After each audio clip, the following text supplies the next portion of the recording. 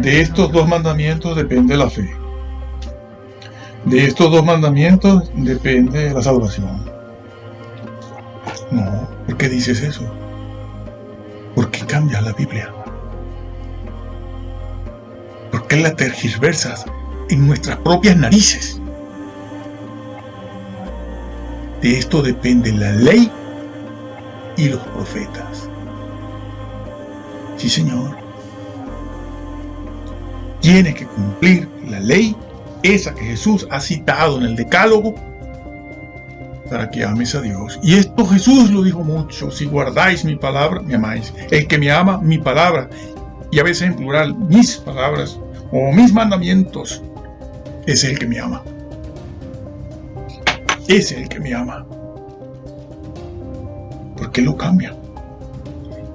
Si cumples con el Decálogo, si cumples con la ley y los profetas, entonces estás cumpliendo con el primer y segundo mandamiento.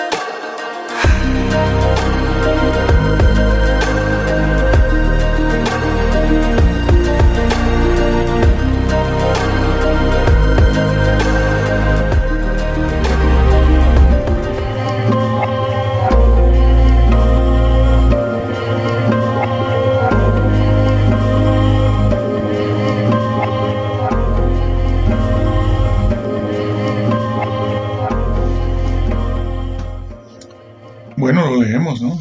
Sí. Bienaventurado aquel siervo al cual cuando su señor venga le haya haciendo así. De cierto os digo que sobre todos sus bienes lo pondrá, ¿no? Pero aquel siervo malo, si aquel siervo malo dijere en su corazón, mi señor tarda en venir, y comenzare a golpear, aquí usa una figura, a sus consiervos, y aún a comer y a beber con los borrachos, vendrá el señor de aquel siervo en el día que éste no espera y a la hora que no sabe, y lo castigará duramente y pondrá su parte con los hipócritas. Allí será el lloro y crujir de dientes. Está esa parte aquí, pero lo complementamos con su analogía. Esto hay que hacerlo siempre con todo. Su analogía, Lucas 12. Pero no voy a leer esa misma porción, voy a leer la otra. Dice que tiene que ver más con las vírgenes, porque lo de las vírgenes es lo mismo. Existe una analogía, sí, en este tópico, entre todas estas figuras. Estén ceñidos vuestros lomos y vuestras lámparas encendidas. ¿Dónde está eso? En las vírgenes. Por ejemplo, y vosotros sed semejantes a hombres que aguardan a que su señor regrese de las bodas. Las bodas. Ay, pero esto es lo mismo de las vírgenes. Sí, claro. Está complementando la información que está allá.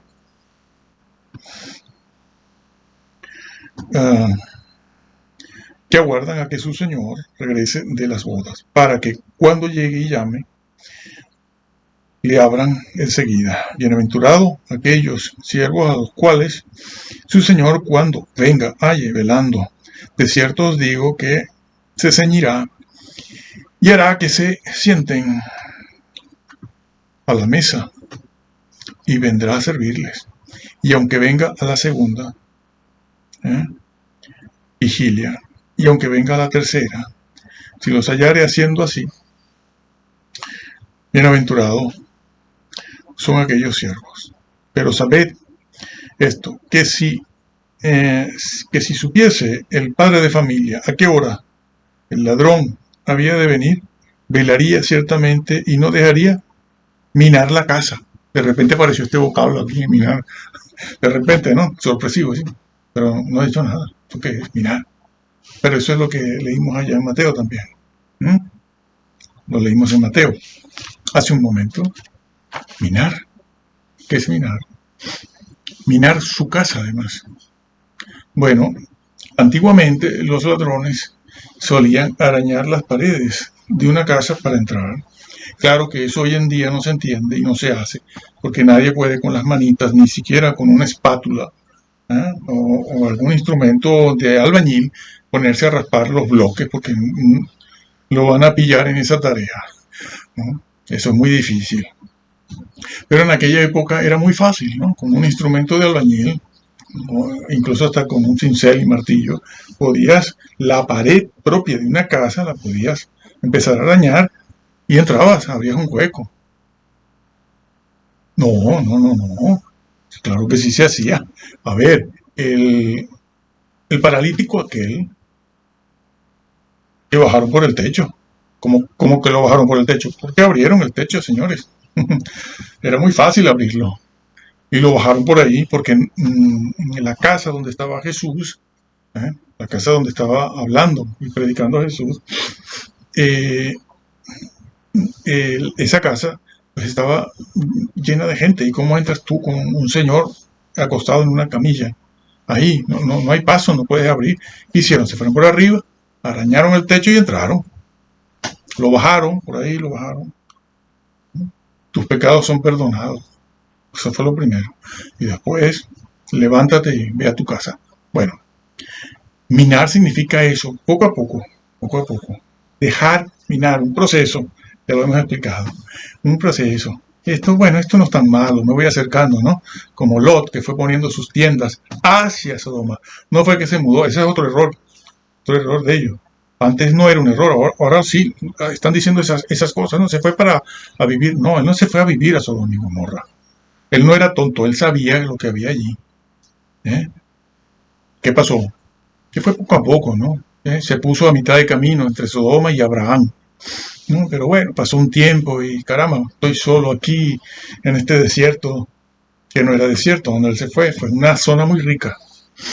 Y al año siguiente la mujer, porque aquí la mujer en este caso tuvo mucha culpa de esto, se fue arrimando poco a poco y en 2-3 años ya estaba viviendo en Sodoma. ¿Qué es lo que le pasa a todos estos creyentes con esto de Salomón y David? Y de esto que la ley nada. Que se van acercando al fuego, como les hemos dicho, no te acerques al fuego, confiado en que tú no puedes caer, porque el Espíritu de Dios está sobre ti, eres un elegido y bendito de Yahvé y estás predestinado. Ten cuidado. Y han caído, están caídos a cientos, como ya dijimos en el otro sitio, y hemos visto a gente francamente desesperada, desconsolada. Y después salen, cuando se dan cuenta, dicen, uy, hay que hablar de esto, hay que hablar de la santidad, hay que hablar, tienen que ser santos, tienen que ser santos. Le digo, sí, y al final del culto le dices, son predestinados. Usted, tranquilo. Mira, el desastre que podían hacer ya lo hicieron. Ya las plumas las echaron volar al viento. Ya se fueron allá arriba, a la azotea o al terrado, con una bolsa llena de plumas, y las soltaron en un día de viento. Plumas volaron por todos lados. Ahora, ¿cómo las recoge? ¿Dónde están? ¡Qué desastre! Los benditos de Yahvé. Entonces, se puede dejar minar la vida. Y eso es lo que Jesús también les está diciendo allí en Mateo. Mateo. Se puede caer poco a poco. Es un proceso. Como siempre hemos dicho durante décadas. Es un proceso, la caída no es solamente que cometes un pecado, que si cometes un pecado grave, a lo mejor caes de una sola vez. Pero la Biblia no insiste tanto en eso, sino en el proceso de caída, paulatino, poco a poco, como dijimos en el vídeo de los maestros, el maestro que destruye con la doctrina. Y entonces, eso es lo que significa minar, dejar minar, ¿no? Como el cáncer que va minando tu organismo, empieza en un punto muy pequeño y según tu fortaleza, según tu tratamiento, si lo atiendes a tiempo, bueno, ese cáncer se extiende más rápido o menos rápido. A veces se puede controlar y crecerá muy lentamente, otras veces en cosa de 2 años hemos conocido casos de primera línea, de primera mano, en 1 año. Una persona que no tenía nada o parecía no tener nada, se fue. Se fue. Entonces, repito, si se hubieran fijado en esto, no hubieran tergiversado la Biblia de esta manera y hubieran condenado a tantas personas. Mateo 5. Eso es lo que dice. Y a partir de ahí, de ese versículo 19, si vuestra justicia no fuere mayor, la vuestra, mayor que la de estos, tampoco entras. Tampoco entra. Y entonces pasa a hablar de eso. Y cualquiera que llame a su hermano Racá se hace digno, objeto del fuego de la gehenna. Dice infierno. Es una mala traducción. Ya sabemos. Eso ya lo sabe todo el mundo. Y poner infierno ahí no anula la doctrina. No la anula. Ya sabemos que Jesús ahí puso gehenna. Claro, el lago de fuego, el destino final, Bueno, cualquiera que llame a Racá y empieza el Señor a pesar la conducta y la justicia en una balanza finísima, como ya se ha dicho y han dicho otros, ¿no? Finísima. Pero no puedes despreciar esto. Y hoy en día no sabemos qué está pasando con esta generación de personas. Hay una cosa más. Este Mateo 5, 6, 7, entonces, está ratificado por Jesús. ¿Dónde? En varios sitios. Mateo 22. Mateo 22.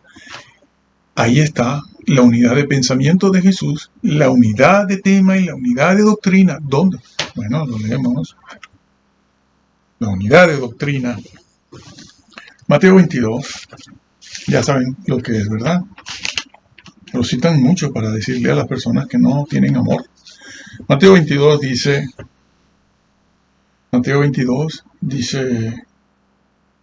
en el versículo, bueno, hay que leer desde el 37. Jesús le dijo: amarás al Señor tu Dios con todo tu corazón y con toda tu alma y con toda tu mente.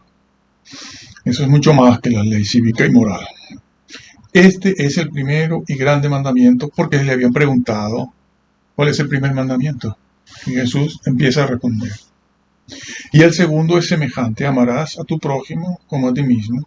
Es decir, no le hagas a los demás lo que tú no quieres que te hagan a ti. ¿Y cómo termina? De estos dos mandamientos depende la fe. De estos dos mandamientos depende la salvación. No, ¿por qué dices eso? ¿Por qué cambias la Biblia? ¿Por qué la tergiversas en nuestras propias narices?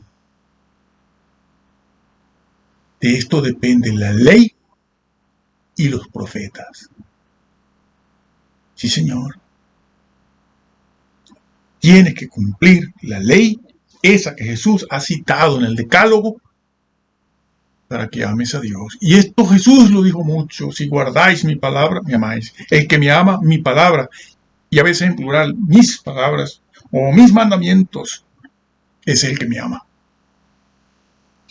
Es el que me ama.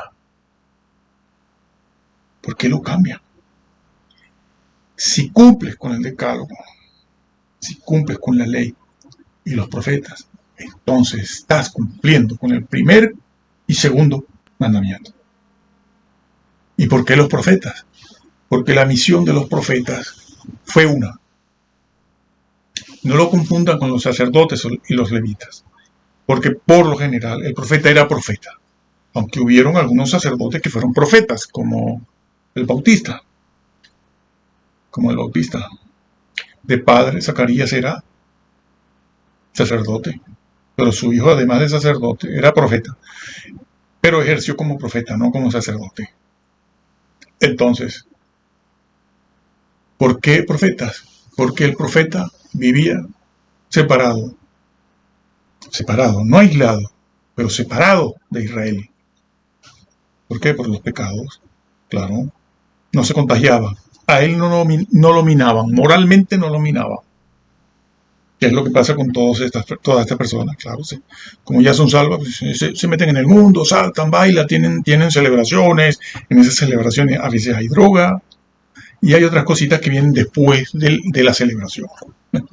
Ya no hace falta decirlo, todos sabemos lo que hay. Y el profeta vivía separado, no aislado. ¿Y qué hacía el profeta? ¿No sacrificaba corderos? No, ¿y para qué? No estaba allí en el palacio. Hubieron algunos profetas como Isaías que eran de palacio, pero Amós no, ni Miqueas, y otros tampoco, eran de pueblo, de aldea, de chozas. ¿Y qué hacía el profeta? Iba a la ciudad donde estaba el rey y le decía al rey, a todos sus súbditos: arrepentíos, arrepiéntanse para que se salven. Eso era todo. Y de paso, pues denunciaban lo que estaba mal. Este es un borracho, aquel es un bebedor, estas son las vacas de Basán, estos son los reposados de Sión.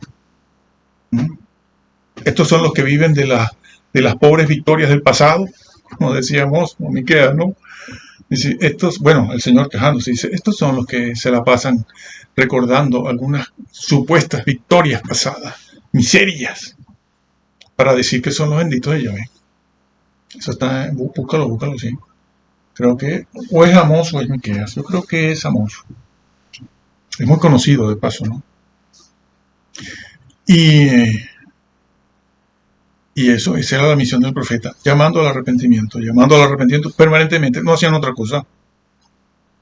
Por eso el Señor dice a Moisés, la ley, ese amor a Dios, de eso pende la ley y los profetas.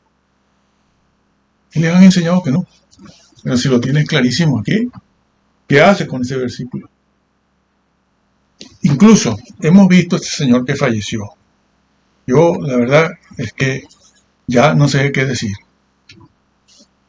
Porque esto no es solo propio de los calvinistas, es propio, todo esto que estamos viendo lo creen y lo practican los calvinistas, los que no son calvinistas, ya hay en este momento mesiánicos que son también de la predestinación y que creen estas cosas así. Los grupos libres, que han salido grupitos de esas denominaciones, han salido grupos divididos y ellos mismos montan su negocio y ya no son ni lo uno ni lo otro, sino ellos mismos, pero tienen esa doctrina que heredaron de allí. Y algunos son ruselistas, y este otro grupo salieron de los adventistas, y los otros salieron de los mormones, y los otros de los grupitos, todos libres, ya no pertenecen a ninguna denominación, sino a sí mismos, pero creen, todas estas cosas las creen así, porque son las que aprendieron en su momento.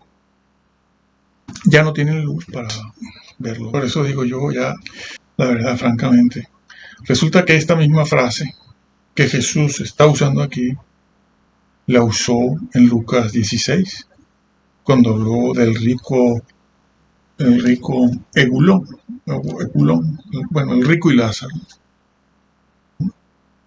La usó allí. La frase la puso Jesús, que es el que está contando esa historia, en la boca de Abraham, porque Abraham conocía el método de salvación, que es para todos igual.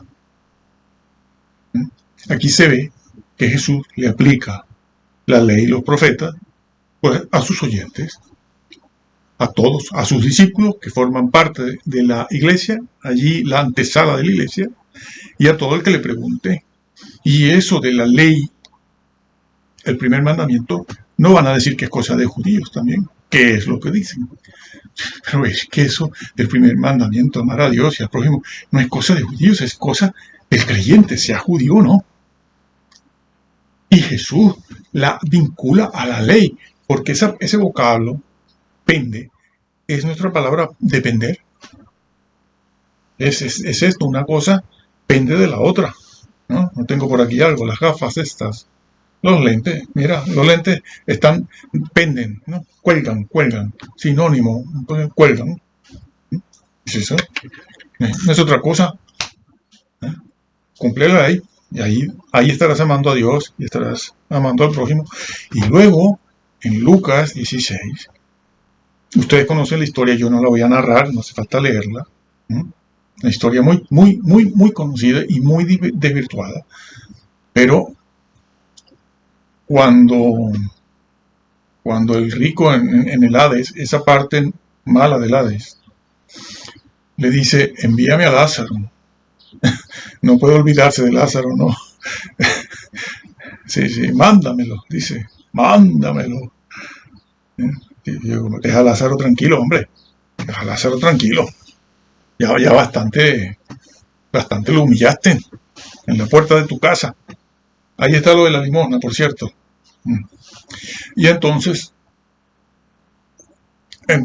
el rico le dice, manda a Lázaro que se levante de los muertos y que vaya a la casa de mi padre. ¿Para qué? Para que mi padre no venga aquí y me esté cascando, lo que le decía antes, ¿no? Se estarán persiguiendo. Claro, no quiero que mi padre venga aquí, porque esto va a ser aquí un infierno, ¿no? Ya lo es. Y entonces la respuesta dada por Jesús en la boca de Abraham, ¿cuál es? A Moisés y a los profetas tienen. A ellos, óiganlos. Salvación por obras. No. Salvación por fe. Fe y la limosna. Porque ese señor rico se condenó porque se olvidó de la ley moral de Israel, que le pedía que se hiciera cargo de los pobres, de diversas maneras que no vamos a ver ahora aquí, cuando recogían la cosecha y toda una serie de cosas. Tenían que dejar ciertos frutos, ciertas semillas, ciertas...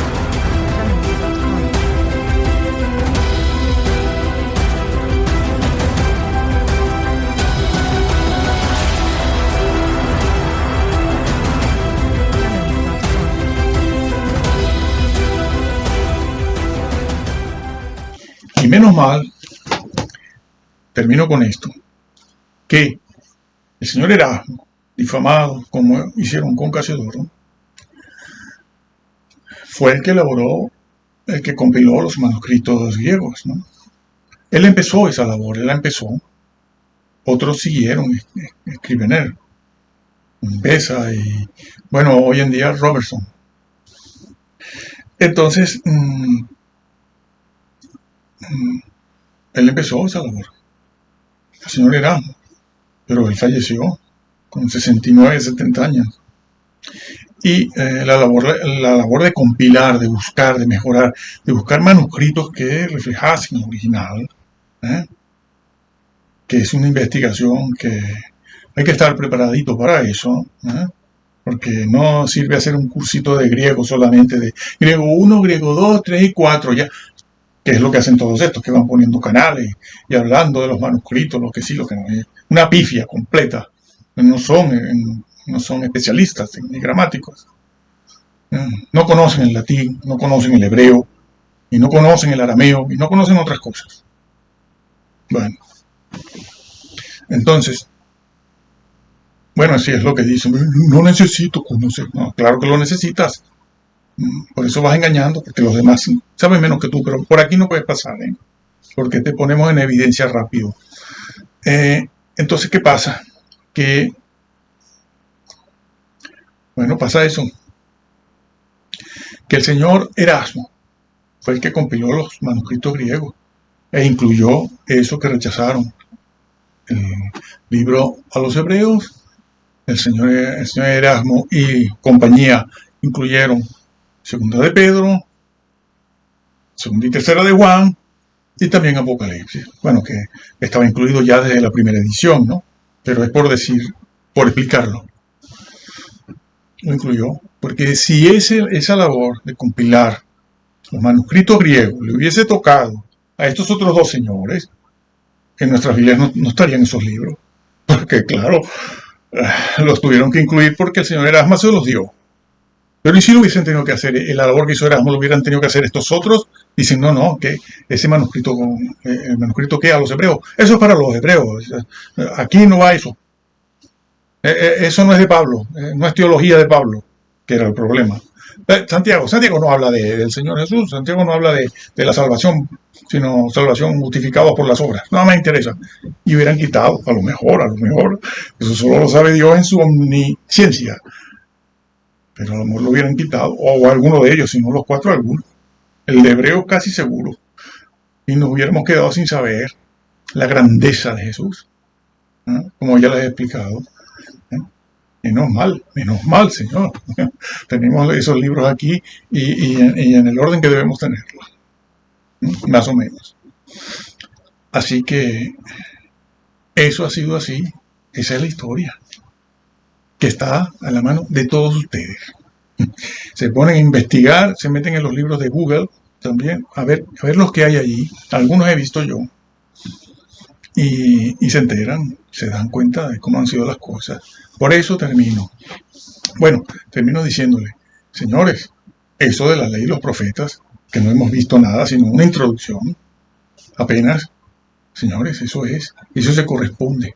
La historia del rico se corresponde de Lucas 16, se corresponde con Mateo 22, y Mateo 22 se corresponde con Mateo del 5 al 7, del 5 al 7. Todo es lo mismo. Es enfocándose sobre la justicia.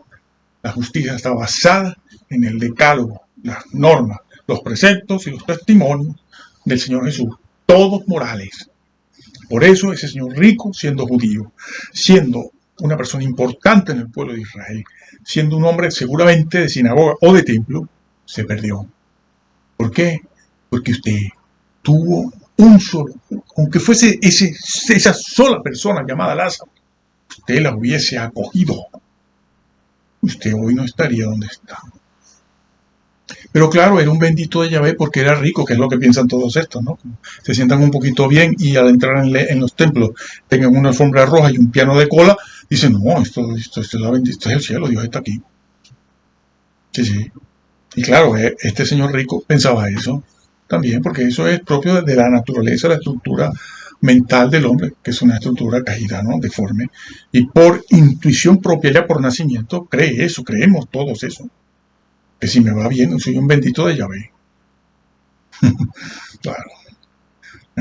Y él lo creía y se sorprendió al verse allá abajo y dice, bueno, ¿y yo por qué estoy aquí? Porque usted no cumplía con Moisés y los profetas. Y fue lo que le dijo a aquellos que le preguntaron por el mayor mandamiento de todos, y fue lo que dijo en Mateo 5 al 7, cuando empezó a hablar de lo que era el reino de Dios. Entonces, señores, lean la Biblia. Claro, léanla. Porque yo les digo, después de 42 años de investigación, y los que me queden todavía, que pueden ser muchos, miren, créanla tal cual está. Si me preguntan cuál Biblia, la Biblia que tenemos desde el siglo XVI, que está traducida de los manuscritos bizantinos, y el Textus Receptus es todavía mejor. Tendría que explicar esto, pero bueno, es mejor que todo el bizantino. Digamos que el Textus Receptus contiene al bizantino, aunque a lo mejor es al revés. Pero lo que tiene el Textus Receptus, que ha sido revalorizado, es la palabra de Dios en un 99%. Y está reflejado en castellano aquí. Si tú lees inglés o quieres compararlo, pues bueno, en la King James. Compra la King James que no esté tocada, ¿no? No haya habido una mano negra ahí que alguna cosita la cambió. La estándar o, bueno, alguna revisada, etcétera. Pero en castellano, Casiodoro de Reina, cualquier versión, 1602, 1800, hay una del 62 y del 65, 1865, la de 1909, que es la que mejor podemos comprender el castellano, o la de 1960, porque la de 1960 está salpicada un poquito por los alejandrinos. Ya veremos eso, quizás la próxima meditación la hagamos sobre eso, y les voy a demostrar eso que estoy diciendo. Vamos a poner los manuscritos uno al lado del otro, a ver, como ya he hecho en el pasado, ya lo he hecho alguna vez. Entonces, el Reina Valera, 1960. Las demás, bueno, yo siempre digo, mire, tenga la Biblia que pueda tener, para que usted vea en su casa, no en la iglesia. En la iglesia se ha de leer esta. En su casa usted puede tener otras para estudiar y también para ver cómo se deforma la doctrina. Ya hablaré de el peligro que hay en estos manuscritos que han borrado y han quitado, han puesto, y que dicen, bueno, pero no importa porque la doctrina no cambia. Cambia. Yo te lo puedo demostrar. Además que estás borrando evidencias. El diablo es muy astuto y tú estás siendo la pluma mentirosa del diablo. Cizaña, serás juzgado por esto, sabiendo que el Señor lo dijo y que el Señor se quejó a través de los profetas de aquellos escribas masoretas. No digan eso, porque en el Antiguo Testamento no había masoretas. La pluma mentirosa que inventa, incluso eso está en Jeremías, búsquenlo. El Señor siempre se ha quejado de esas personas. Dios no va a impedir que eso pase, que es la otra cosa que siempre dicen. Dicen, bueno, Dios ya se encargará de... No, es tu responsabilidad, es tuya. Por eso estamos como estamos ahora, en esta apostasía, Biblias por aquí, Biblias por allá, Biblias por el otro lado, doctrinas así, doctrinas acá. Y lo que hicieron en el siglo II, III, borrando y quitando, es lo que han hecho estos, con poner al lado de ese vocablo, poner ahí, alzar. Ha cambiado la doctrina del Nuevo Testamento, toda, con una sola palabra. Y tus seguidores. La has cambiado toda la doctrina. Has tenido que cambiar el versículo 6 y resulta que ese versículo 6 está esparcido por todo el Nuevo Testamento.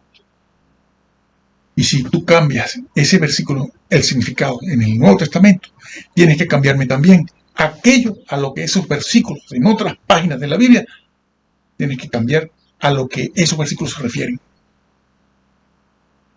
Como por ejemplo las bodas. Mateo 22 también, ¿no? Tienes que cambiarlo. Y si me cambias eso, entonces no me puedes echar a las tinieblas de afuera aquel señor que el Señor sorprendió dentro de las bodas y le dijo: ¿qué haces tú aquí? ¿Qué haces tú aquí? Sáquenlo de aquí. Y tiene esa misma expresión: échalos a las tinieblas de afuera, lloro y crujir de dientes. Pero claro, si eso no es sino disciplina, entonces ¿qué estás haciendo, Señor? Cambiaron el mensaje. Cambiaron el mensaje. Bueno, cada quien es responsable. Nosotros le estamos diciendo la verdad y eso es fácilmente corroborable. Y aquí hay muchos vídeos donde hay que poner unas palabras, poner el texto, poner eso. Porque esto es, y el hebreo es una introducción. Bueno, lea la Biblia tal cual, créala tal cual. Se va a equivocar menos que si va siguiendo las doctrinas de todos estos señores. Y que el Señor les bendiga.